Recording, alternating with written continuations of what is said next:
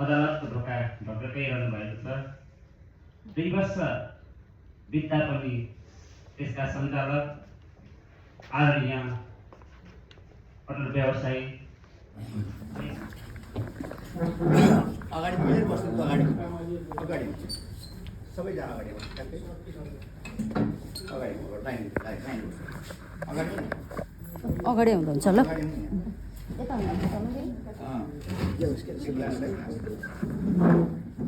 Photo photo खिच्दाखेरि बाङ्गो टेढो हुँदैन फोटोग्राफीले त्यसो भन्छ त्यसो त ठ्याक्कै मिलेर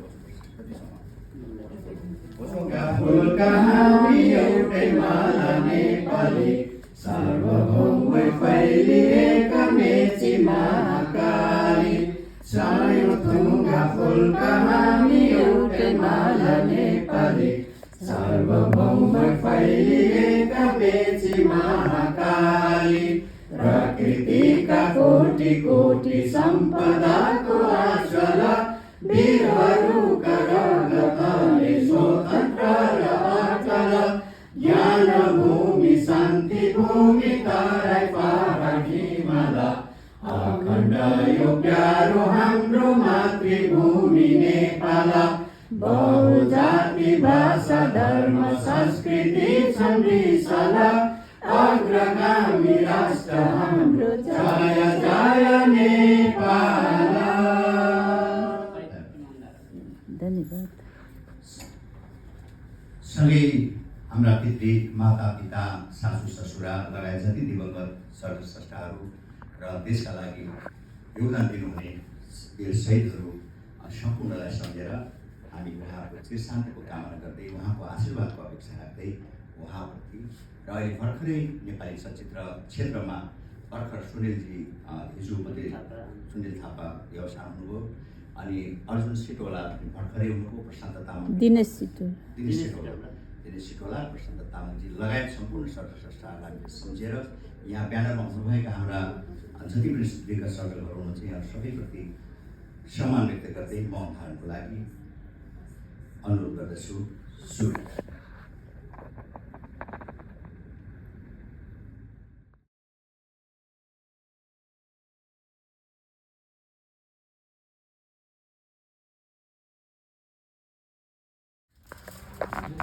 र यो पानसमा गीत प्रचलनसहित आजको अर्को पनि कार्यक्रम हाम्रो साहित्य चौतारी सांस्कृतिकको कार्यक्रमलाई पनि यसलाई पनि यसको प्रोजेक्टरको स्विच अन गरेर यो कार्यक्रमलाई पनि सुरुवात गर्ने हुन म चाहन्छु।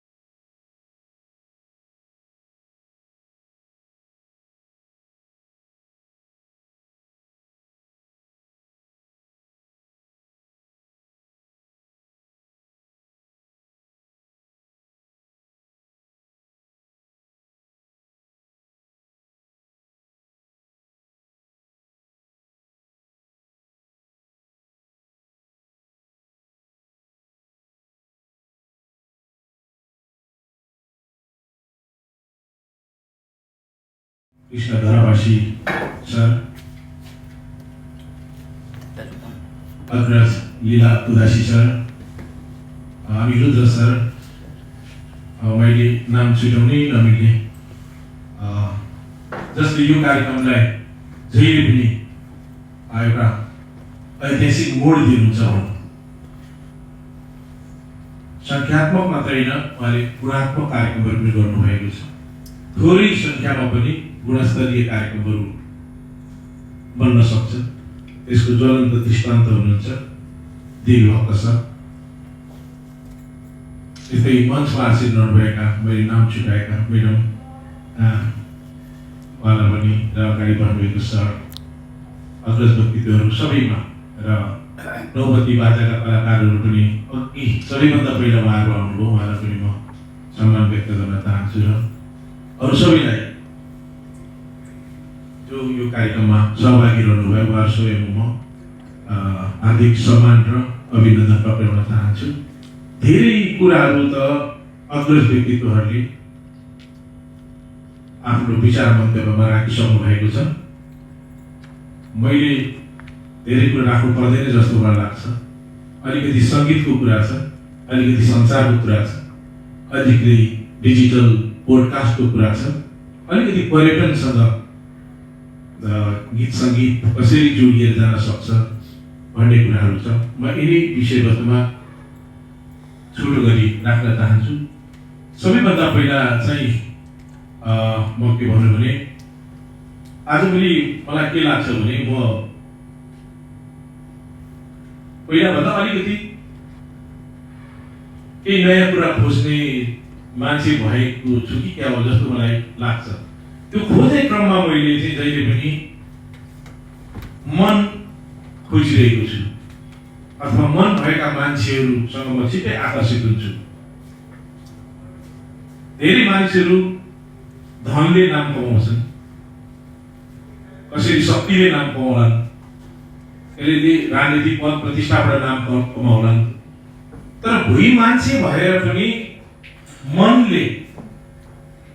मनले शिर उठाएका स्वाभिमानी मानिसहरू खोज्ने क्रममा मैले देवी भक्त सरलाई भेटेँ। अहिले होइन, झन् नि 2 दशक अघिदेखि नै हामी नजिक छौँ। उहाँ रेडियो नेपाल आउनुहुन्थ्यो। सङ्गीतको अत्यन्तै राम्रो उहाँको प्रस्तुति, उहाँले कति भजन गाउनु भएको छ, लोकगीतमा पनि उहाँको राम्रो विज्ञता छ। रेडियो नेपालसँग पनि लामो एउटा साक्षात्कार सम्बन्ध त्यो खालको एउटा चाहिँ रङ्गी चङ्गी बैसामा खुलेकी हेर मुहार थप्पकै बलेकी रङ्गी चङ्गी बैसामा खुलेकी हेर मुहार थप्पकै बलेकी हे गोली सिसाको ए मेरो माया किन रिसाको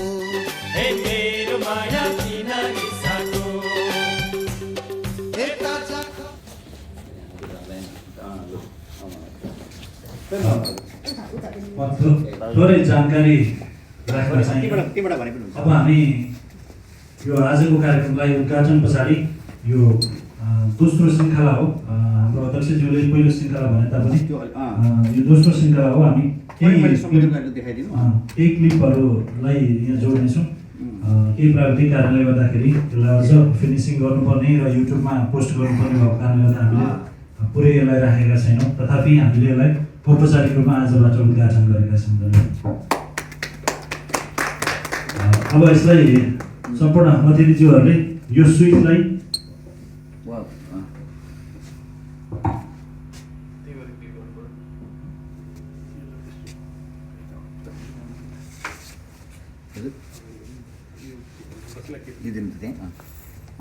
आउने गरी ल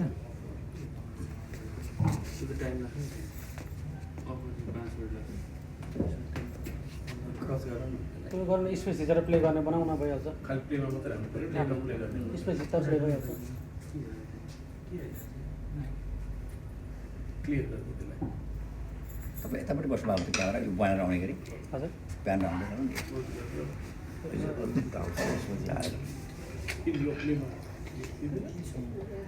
धेरैजना भएपछि मिल्दैन नि त।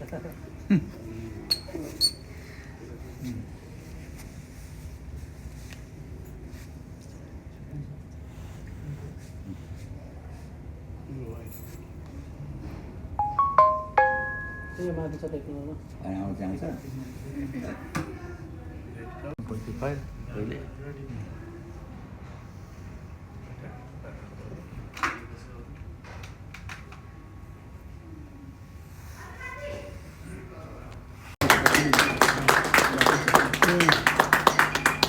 हामीले यसलाई औपचारिक रूपमा उद्घाटन गरेका छौँ। यसैलाई हामी उद्घाटन सम्झनेछौँ।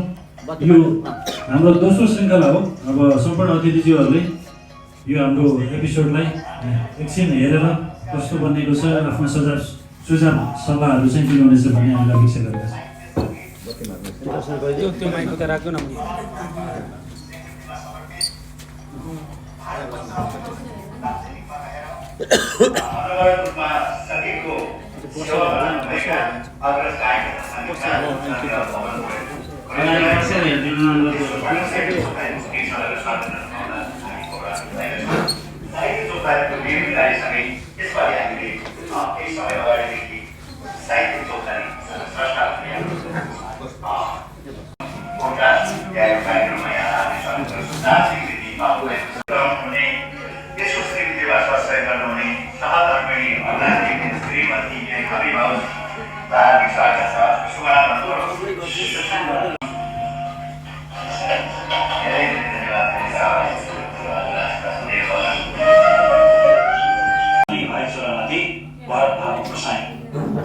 साहित्य चौतारीको यो दोस्रो श्रृङ्खला पोडकास्टका रूपमा तपाईँ समक्ष लिएर आउने क्रममा आज पनि म उपस्थित भइसकेको छु। म तपाईँकै आफ्नै प्रस्तुता। साहित्य चौतारीले स्रष्टाहरूलाई सम्मान गर्दै स्रष्टाहरूको अनुभव अनुभूति र उहाँले जीवनमा भोग्नुभएका सङ्घर्षका कथाहरू हामी यस पोडकास्टमा तपाईँहरू समक्ष प्रस्तुत गर्ने गर्छौँ। साहित्य चौतारीको यो कार्यक्रम हामी प्रत्येक महिना एकपटक लिएर आउने गरेका छौँ र यदि तपाईँहरूले मलाई पनि मन पराउनेहरू धेरै रहेछ भन्ने यसको प्रोत्साहन मिल्ने गर्छ। जस्तै साङ्गीतिक क्षेत्रमा तपाईँ कहिलेदेखि लाग्नुभयो या तपाईँको रुचि कहिलेदेखि जागृत भएर आयो त? हुन त मेरो बाल्य अवस्थादेखि नै म गाउने गर्थेँ घरमा, तर खासै सुरु धेरै धेरै धन्यवाद छ खुसी भाइ, सभाका अध्यक्षज्यू, प्रमुख अतिथि।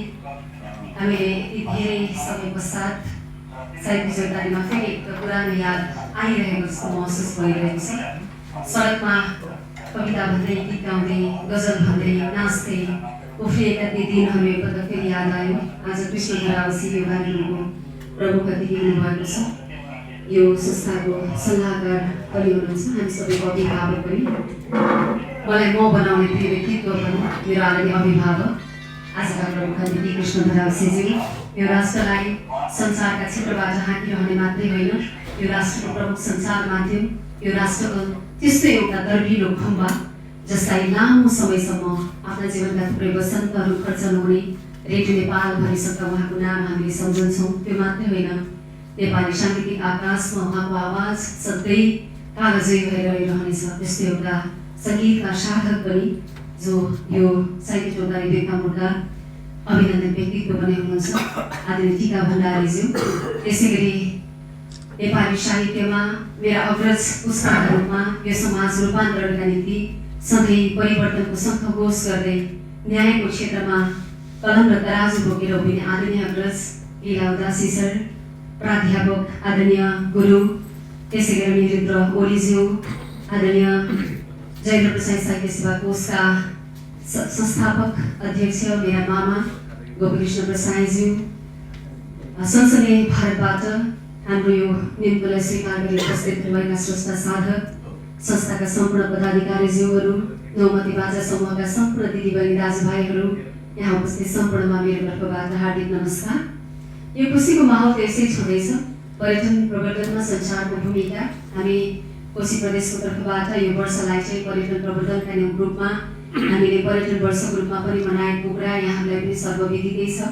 र पर्यटन प्रवर्धनमा संचारको भूमिका त महत्त्वपूर्ण नै हुन्छ। हरेक क्षेत्रमा संचारको भूमिका महत्त्वपूर्ण छ। त्यसमा पनि पर्यटन प्रवर्धनका निम्ति त संचारको भूमिका महत्त्वपूर्ण हुने नै भयो।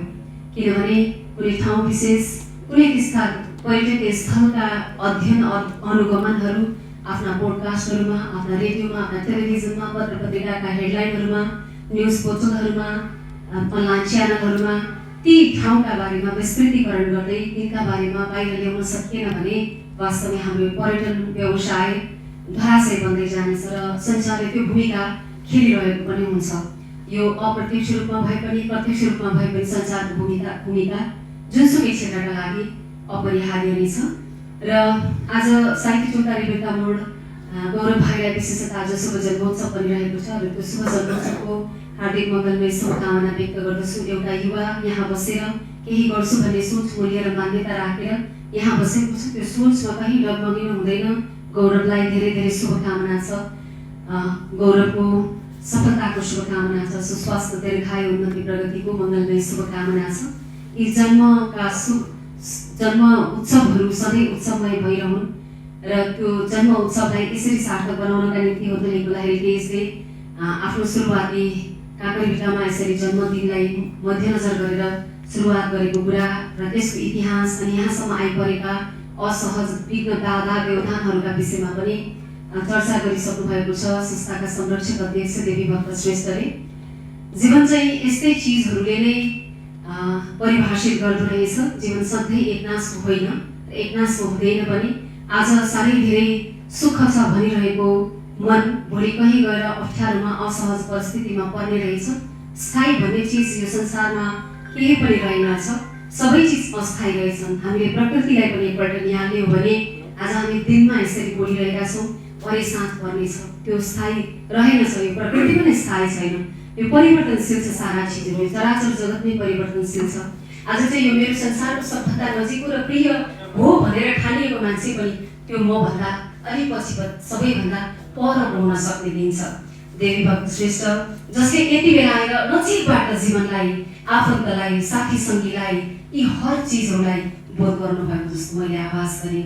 उहाँ बोल्दै गर्दाखेरि उहाँले गरेको दुःख सङ्घर्ष, हामीले केही समय अगाडि धरासेवा माताजीसँगै यी कुराहरू पनि गरेका थियौँ केही अगाडि। अनि उहाँले बोल्दै गर्दाखेरि मलाई लाग्यो अब टिका भण्डारी दाइसँग पनि कुरा गरेँ।